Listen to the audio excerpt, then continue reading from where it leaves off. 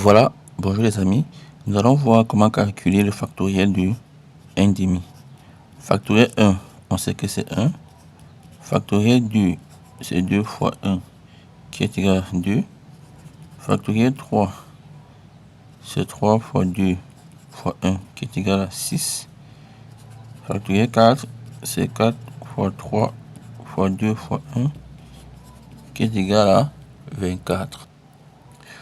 On va essayer de représenter cette fonction. Alors, factoriel 1, c'est 1. Factoriel 2, c'est 2. Factoriel 3, on a vu, c'est 6. Factoriel 4, c'est 24. Voici à peu près à quoi ressemble notre courbe. Donc ici, on a une courbe discrète. S'il fallait étendre cette fonction sur R, puisqu'on a les valeurs décimales, on pourrait essayer d'arranger la courbe. Je vais le faire en rouge. On aurait quelque chose comme ceci. Voilà. Donc on aurait ça. Bon, maintenant on va définir une fonction. Je tiens à préciser que factoriel x, c'est x. Factoriel x moins 1, ça, on le sait tous. C'est comme ça qu'on calcule le factoriel. Donc, considère la fonction définie par f de x égale à x moins 1 factoriel. Je définis cette fonction. On aura donc f de x plus 1. F de x, c'est le factoriel du nombre qui précède x. Donc f de x plus 1, c'est le factoriel du nombre qui précède x plus 1, c'est-à-dire c'est le factoriel de x. Voilà notre fonction que nous avons définie. Alors, on va identifier quelques propriétés de cette fonction. Tout d'abord, f de 1.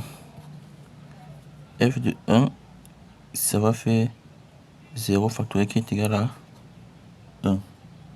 Ça, c'est d'une part. Ensuite, f de x plus 1. F de x plus 1, on a dit que c'était quoi? C'est x factoriel x. Et factoriel x, c'est quoi? C'est x factoriel x moins 1. Et x moins 1 factoriel, c'est quoi? C'est f de x. Donc ceci, c'est égal à x f de x. Ça, c'est déjà une deuxième propriété de notre fonction f. Et ensuite, on remarque que f est convexe. On peut démontrer.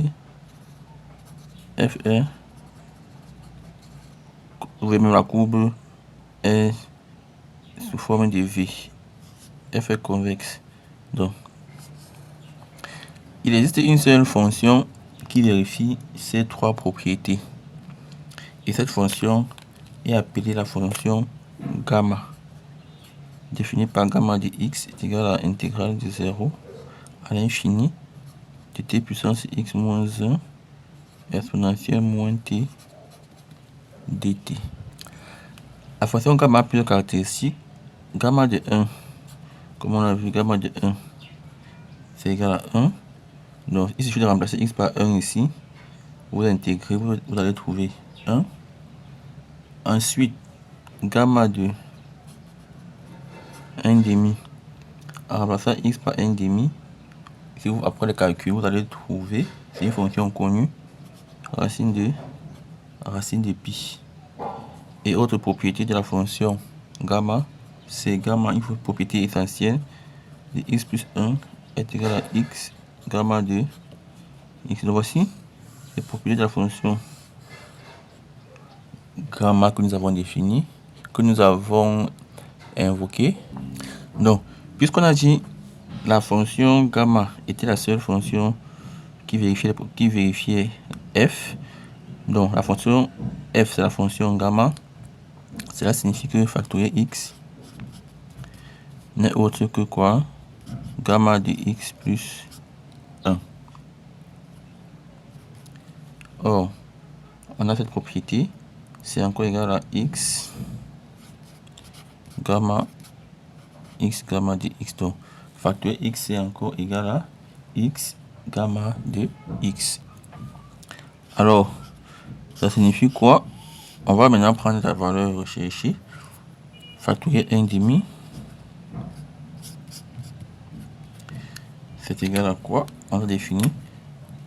C'est égal à gamma de x plus 1 ou alors c'est égal à x gamma de x. Bon, si on peut d'abord écrire, c'est gamma de 1 demi plus 1 et gamma de x plus 1 c'est encore x gamma de x, c'est égal à 1 demi gamma de 1 demi.